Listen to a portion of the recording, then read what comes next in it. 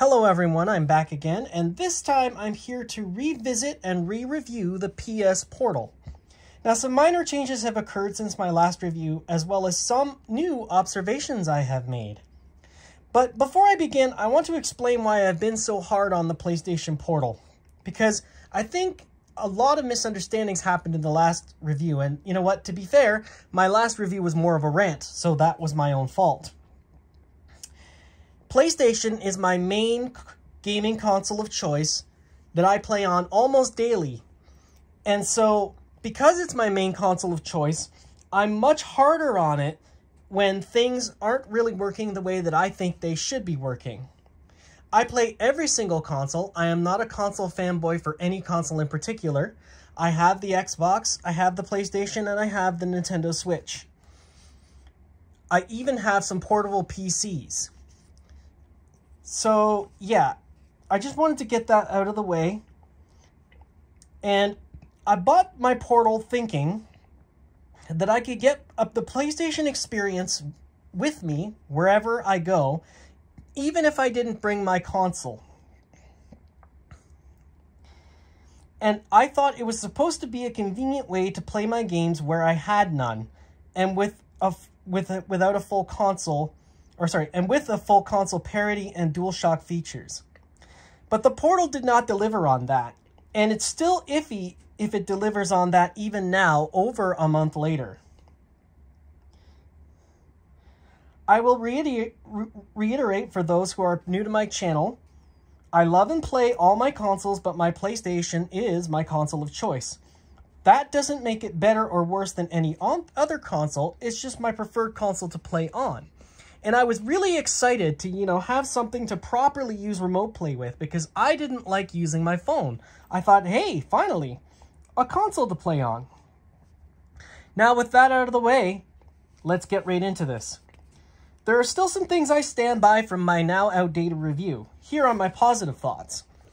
The screen is just phenomenal. Just amazing. I love the size of the screen. It's perfect for handheld gaming, and I don't understand why more companies haven't done the 8-inch screen. It's immersive, it's nice, it's bright, it's vibrant, and it's clear. I also love having the haptic feedback in a handheld. That's just great, phenomenal.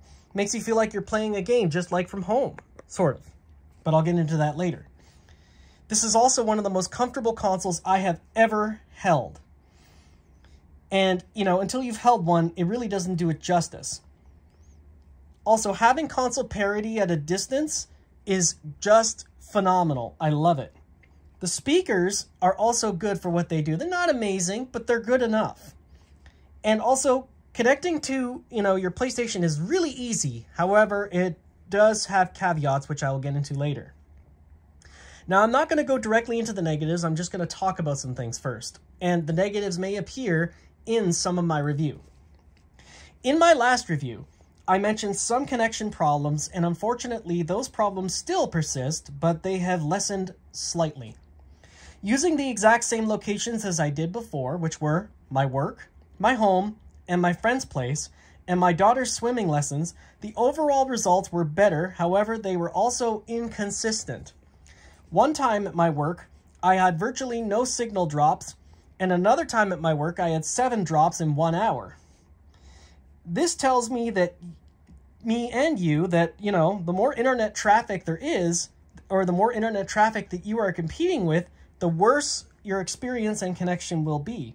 Although this is not a surprise, the severity of it is because using a different device, the severity of it is surprising because using a third-party device, I had 0 drops in one day, and had only 1 drop the following day. So again, kind of weird. To be fair, for the most part, it does what it's advertised to do. Pairing the console is so simple, and connecting to it is even simpler. And as I mentioned in my now outdated review, that is one of the Portal's many strengths. Unfortunately though, connection is one of the Portal's biggest strengths and also its greatest weakness. Now let's get into some of the negatives. The connection on this thing is so variable that it will frustrate you depending on what you're doing and where you are. So you will go on the internet, like I did, and try to learn how to fix the problems you are having. I mentioned this in my previous review. The first thing you will come across is something called port forwarding. And I'm going to be honest that this confused the living daylights out of me. I spent 3 days messing around with my console and router settings, only to find that my internet service provider decided that I wasn't allowed to do that. Now, you might have better luck than me, but consider yourself warned. This led me to believe that my internet service provider was telling me not to touch anything, as I mentioned earlier. Now, here's the thing.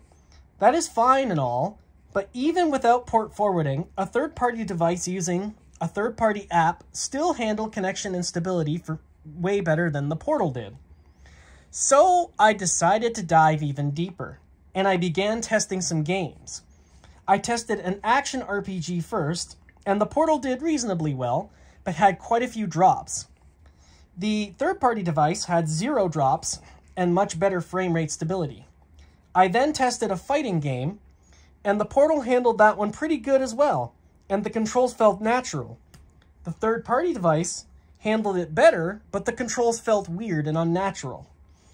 I then tested Crash Bandicoot N. Sane Trilogy on the portal first, and it dropped twice, but the rest of the time was mostly stable with a few artifacting graphics hitting home.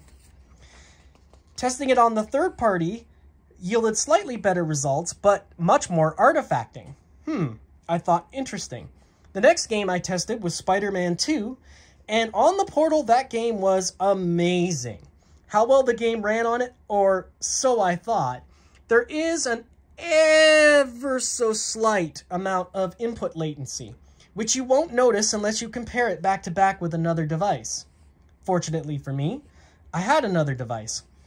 Upon booting up Spider-Man on the third-party device, the input latency was basically non-existent, and the gameplay was smoother, but there was a lot more artifacting. So pick your poison, I guess. I then tested Yakuza Like a Dragon. I went to visit my best friend over an hour away when I did this. The portal handled the trip much better this time, but there was still a slight amount of latency. Very slight though, almost not noticeable. The third-party device handled it a little better, but weirdly enough, sometimes during button prompts it wouldn't register, whereas the portal would. Also, the third-party device handled it no problem with 0 artifacting as well. So that was interesting. Also, it should be noted that, even though both of them ran it well, they both had their significant different problems. Next, I tested Doom. Now, this one was where it got kind of interesting. However, both devices, both the third party and the portal, struggled, but for different reasons. They both had a little bit of latency. The portal had a little bit more, though, and I found that playing first-person shooters on both devices just is ill-advised. I wouldn't do it. You need very instantaneous responses and even more instantaneous, movements. And just over cloud gaming or remote play or whatever you choose to do, it just doesn't work. On the portal, the controls felt a lot better, but the latency was enough to get me to struggle with even just fights against lesser demons. And on the third-party device, the latency was better, but the controls threw me off. Now, let's talk about the second fix for latency and connection problems that other YouTubers are recommending. Buying a new and powerful gaming router. Woohoo! Ready to spend some money? Because I'm not. I don't like that the other YouTubers are doing this. Essentially, you are telling Sony to fix nothing because you'll fix their problem for them. You're going to go out and spend $200 to $300 on a professional gaming router so that Sony doesn't have to do a simple firmware update in order to fix your connection stability.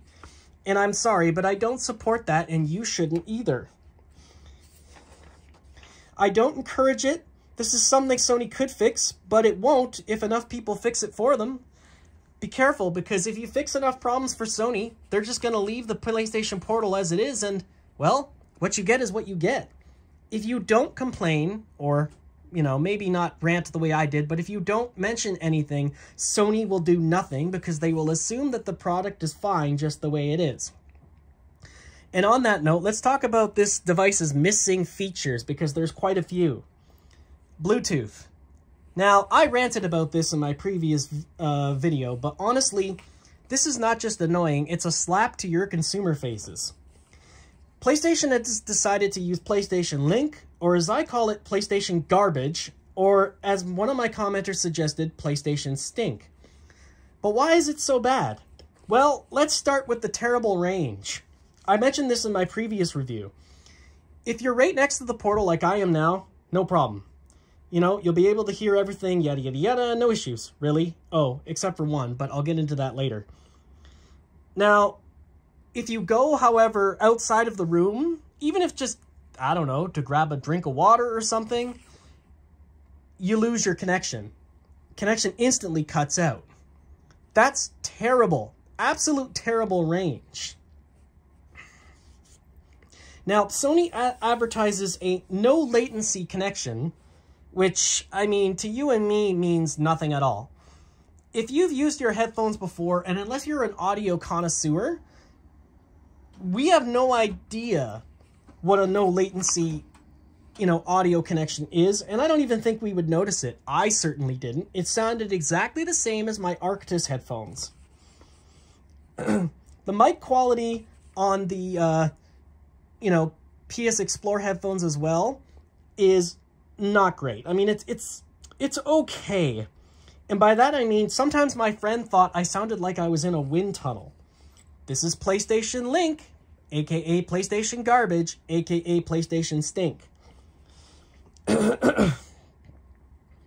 By comparison, my Arctis headphones, I have never once had an issue with.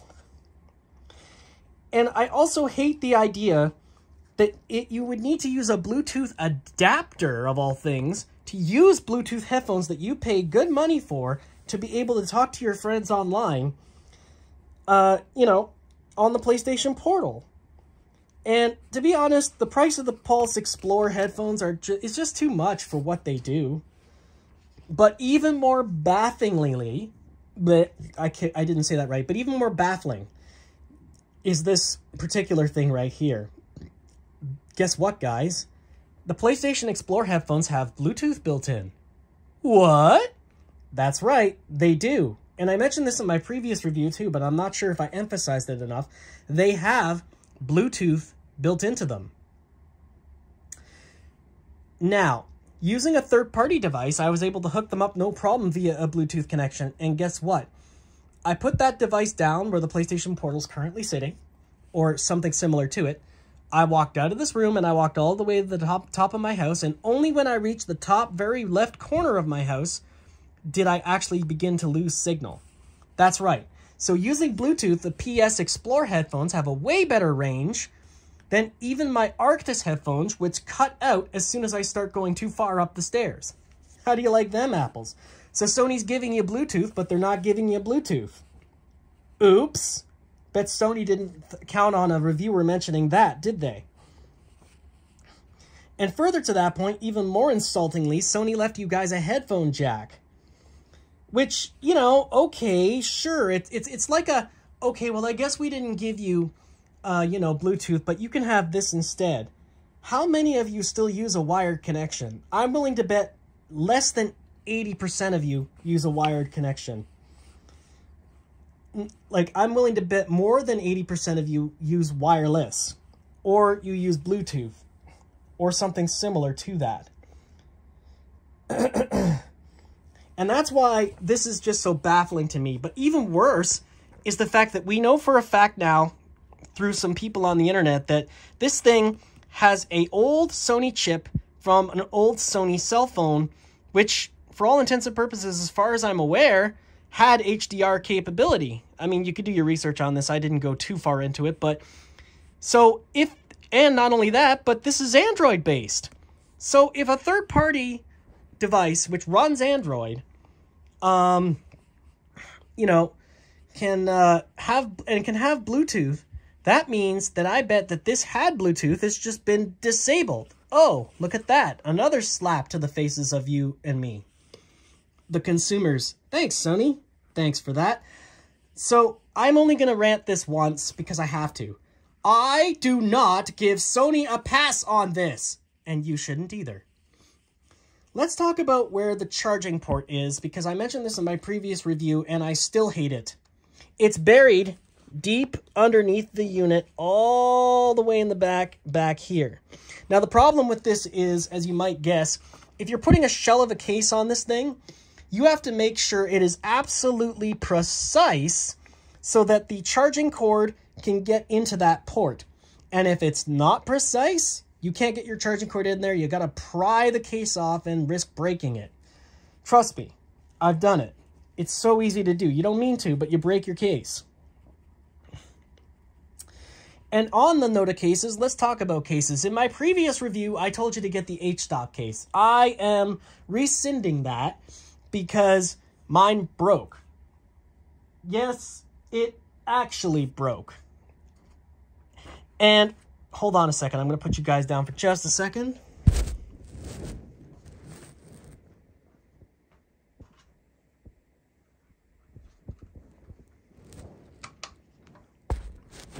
And I'm back. So this is the H-stop case. And as you can see, it looks fine. But this side here, at random one day, I don't know if you can see that, opened up just a slight bit for no reason. And now it does that. And no matter if the portal's inside it or not, that's what it does.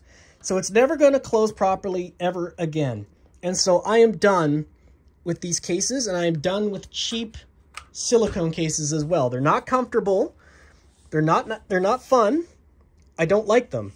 The last chance I'm giving cases, and the portal's case is, no pun intended, haha, is the Spigen case, which is on its way. I had to specially order it, and it's going to take a couple of weeks to get here. But I'm hoping to goodness, because I've had nothing but good experiences with the Spigen cases, that it is just as comfortable as the other Spigen cases, and that it doesn't obstruct anything, and that I can wholly recommend it to you guys. Because right now, there's not a single portal case I can recommend. I would suggest, in fact, instead, just getting a zip-up case. I would recommend the Orsley case. That's the one I bought. The white Orsley case. It's excellent. And just keeping your portal in that and only bringing it out, you know, like this, because it's much more comfortable to hold without a case. Like, the biggest problem with the cases or the shells is longevity. They don't seem to last. They constantly break. And the silicone grips are just not that comfortable. In fact, weirdly enough, on the black one that I recommended, the Fuyang or F-Young or however you say it, those ones started feeling like my controller was getting hot in my hands. And that was just weird. So I took that off, and I don't know. Just no matter what I put on there, it's just not comfortable to hold it. Now, let's talk about the fact that you can't stream PlayStation Plus on this, which is baffling to me and a huge missed opportunity. Why can't you stream PlayStation Plus? I suspect, however, that the main reason why is because it has something to do with the way that the remote play system works. And even on the third-party application with the third-party device, I still couldn't do it. So there's something in the way that the PS Plus remote streaming works that is not compatible with the way that remote play itself works. I don't know what it is, but it is there.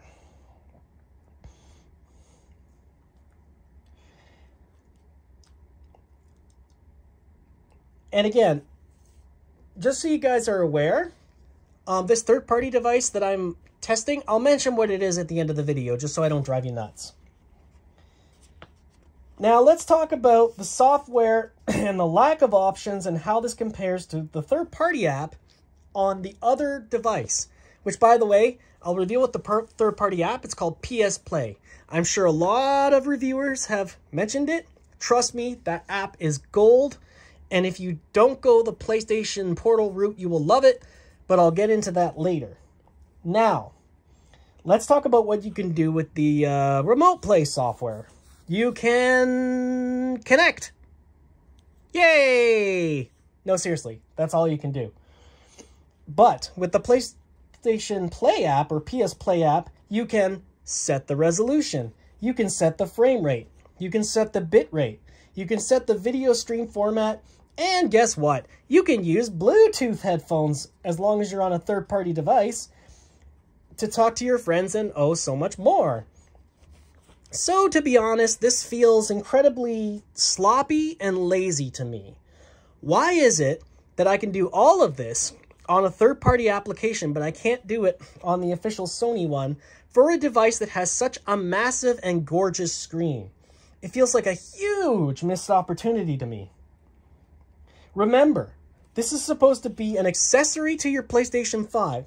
It's supposed to have perfect console parity, and that's the way that it's advertised. Of course, blocking Bluetooth also doesn't help Sony's case, but still. Now let's discuss the lack of HDR. I don't understand this for the life of me. Why is it that most other devices... No, sorry. I understand that most other devices don't also have HDR, but why is it that this one doesn't have HDR? Let's take a trip back in time to the days of the PlayStation 4. When the Series S on the Xbox side was first announced, and HDR was first announced, what did Sony do? They implemented HDR as a firmware update on the PlayStation 4. And I'm not talking about the PlayStation 4 Slim. I'm talking about the PlayStation 4, the original. So if they could do it with a device like that, why can't they do it with a device like this? On top of that, our phones have HDR built into them. So in theory, since this is based on a phone chip, a Sony phone chip, should it not have the capability to put HDR? It confuses me. Why is HDR not on this device? Our internet can handle it, especially if you have gigabit speed internet. So maybe it has something to do with the screen and how the screen implements color or something. I don't know. I'm not going to pretend to know, but until I'm told otherwise, I am baffled and confused why it's not on this device. It makes no sense. Seriously. Especially when you've got so many games that now support HDR, which are Sony exclusive titles. It seems to me like another lazy decision that saves them money, but they get to charge you more for the device in question. Now let's talk about the fact that you can't see the battery percentage. Now I'm not going to rant as much about that in this video because I kind of overdid it in the last video, but let me just give you a scenario. How annoying this would be. Your battery marker is showing 1 dot. Okay? 1 dot.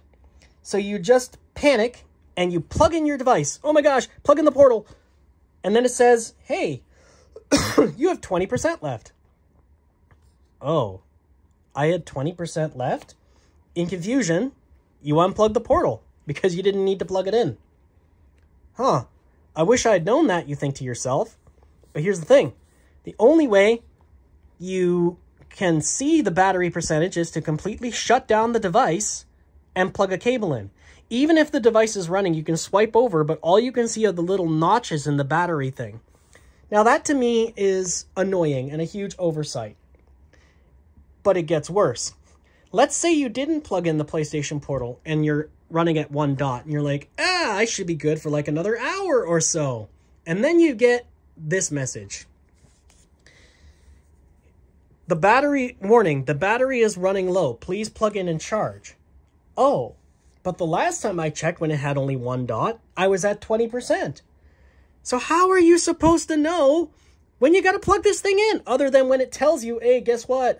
You're about to, lose some power soon. Oh, great. I'm in the middle of a boss fight. Thanks for letting me know, PlayStation. This is a very annoying omission to me that I will continue to complain about until it is fixed. But I'm not going to rant about it anymore. But I will complain. Sorry. After all, you should not have to shut down the portal and plug it in just to see how much battery percentage you have left. Now, let's talk about what kind of alternatives you could go for if you did not go for this device. The simplest and the easiest is obviously your phone. With any number of phone controllers, like the Razer Kishi, for example, the Backbone one. But honestly, I think your hands may hate you after a couple of hours. And also, your phone's battery is going to hate you too. I found personally that when I played Remote Play, even without having a controller strapped to it, my phone would die so quickly. It would lose about 20 to 30% per hour. Because again, it's doing so much stuff in the background, and then on top of that, it's running my game.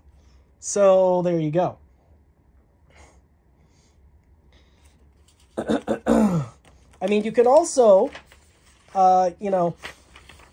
you can also buy a controller attachment too, where you put a little attachment on the controller and then you attach your phone to the controller attachment. But I mean, I don't know. It's not very convenient or portable for that matter. And it's awkward to carry it around. You can also run the Remote Play app on your PC or your laptop, but be aware that because you're running the Remote Play app, you have to have a controller, excuse me, plugged in to your PC directly via USB. Yes, that's right. You need to have a controller plugged in. So again, suddenly you're using a much bigger device, much more cumbersome device, and you're plugged in via wire. So yeah. Not really as very portable, right? There's also set-top boxes such as the NVIDIA Shield or the Apple TV, for example. But again, you need to use some third-party applications. And because I've never tested this, I don't know how well it runs. I'm assuming it runs okay, but I have no idea. And remember, those devices need to be attached to some form of screen. So again, not nearly as portable or as convenient as the Portal is, or for that matter, other portable devices. Which brings me to my next point. If you don't mind another Android-based operating system device, you should get the Absolute. The Absolute is almost the same price as this thing, but it does a lot more, and at least from what I've seen on the web, it's just overall a much more rounded and better device. Now, I can't speak for it because I've never tested it, but I know that my third-party device, which also runs Android, runs way better than this thing in a lot of cases. Not all, but in most.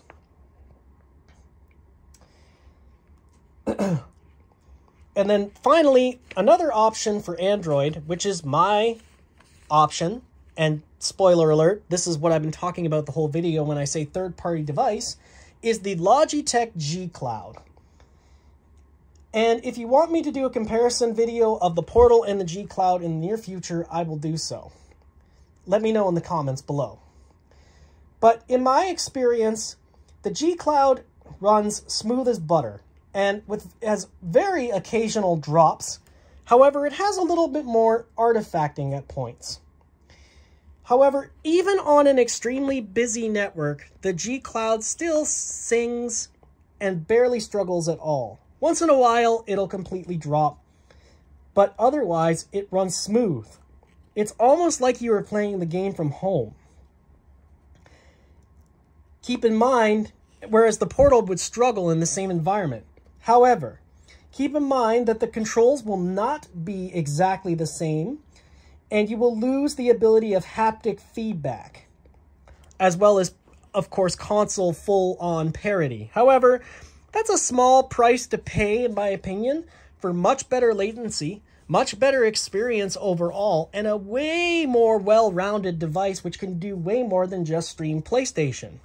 However, if you absolutely must have the PlayStation experience, then this is the one and only the one that you will want to buy.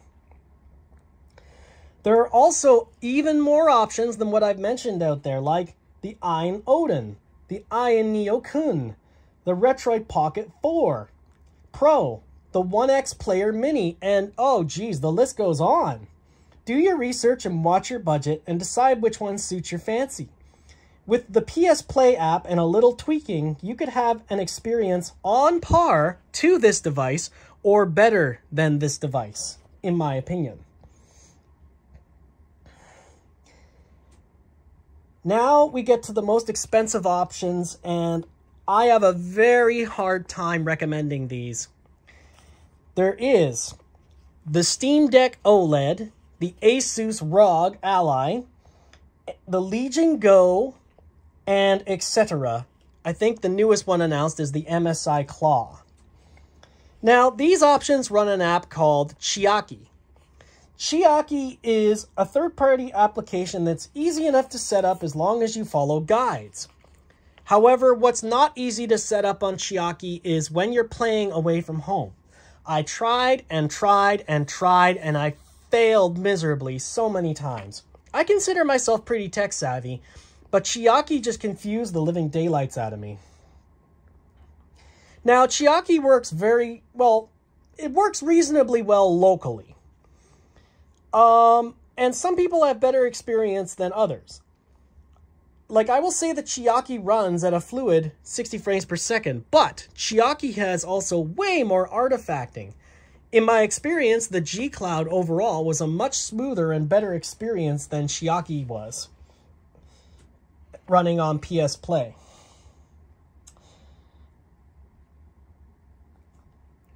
So, the PlayStation Portal is a cool device with a lot of potential that is currently hampered by its creators.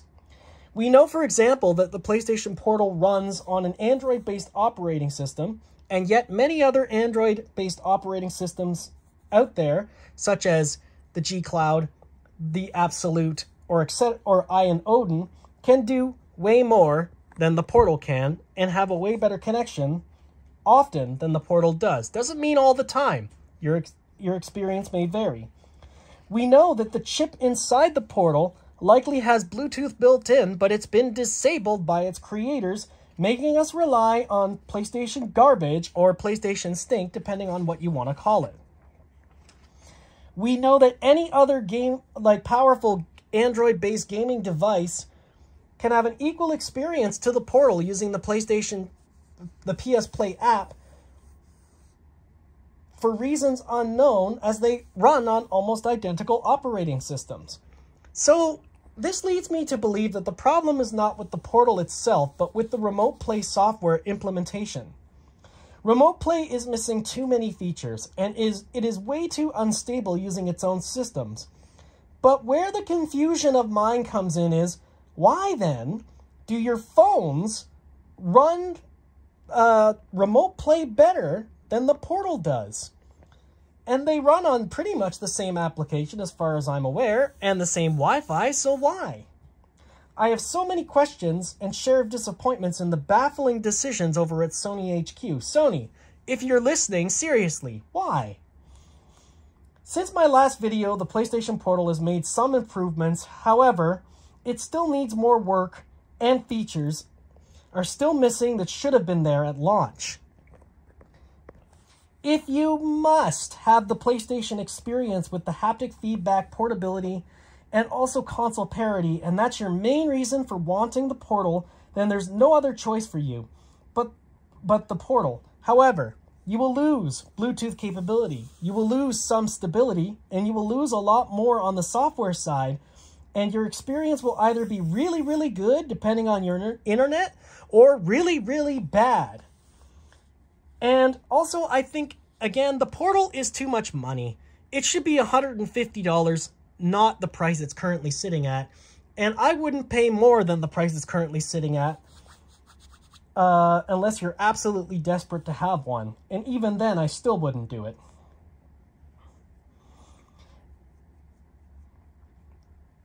At present, I would only pay for this retail, I would only pay retail for this device if you must absolutely have it.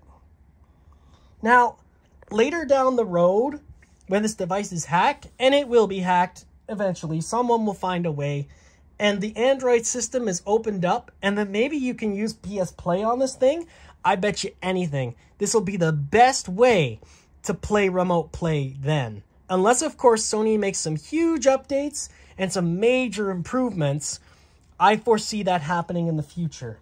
Now, if they do that, and the PlayStation Portal becomes something you must own, I will absolutely do an updated video. However, at present, it's very hard to recommend this device as Sony has been pretty lazy, if I'm being honest about this. Pretty lazy. And in conclusion, if we keep fixing Sony's problems for them by buying new routers or using port forwarding to fix the internet connection issues, not complaining about HDR, not complaining about the different features that are missing, and just remaining quiet and being like, hey, Sony, it's okay. We're perfectly fine with this. Then Sony will do nothing. And that brings us to the end of this long re-review. If you stayed this long, then wow, I greatly appreciate it. Thank you so much. If you enjoyed this video, smash the like button. If you didn't, smash the dislike button if you think I'm a big nerd. I appreciate you stopping by my channel. As always, I hope you stay healthy and stay safe. And I'm just gonna say, bye for now. I'm sorry that this video was so long, guys, but there was a lot to go over because I wanted to make sure that I covered everything, and I also wanted to make sure that anything I ranted about in my previous videos was talked about properly and not through frustration. Take care for now. Bye.